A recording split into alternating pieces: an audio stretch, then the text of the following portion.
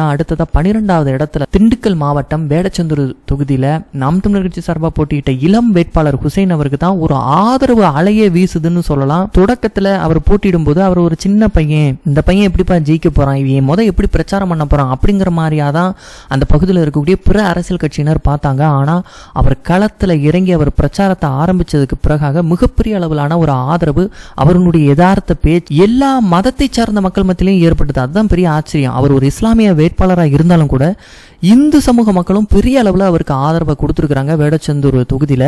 இதில் ஒரு சம்பவம் நடந்து, அவர் பிரச்சாரம் பண்ணிக்கிட்டு இருக்கும் போதே அவருடைய மைக் ஆஃப் ஆச்சு. ஜென்ரேட்டரில் பெட்ரோல் போட எங்களுக்கு காசு இல்லை, நாங்கள் ரொம்ப எளிமையான வீட்டு பிள்ளைகள், அதனால தான் என்னால் பிரச்சாரத்தை தொடர முடியல, நம்ம இன்னொரு நாளைக்கு இதே பகுதியில் நான் பேசுறேன்னு அவர் சொன்னதை கேட்ட மக்கள் மிகப்பெரிய அளவில் அவருக்கு பணத்தை வாரி இறைச்சாங்க.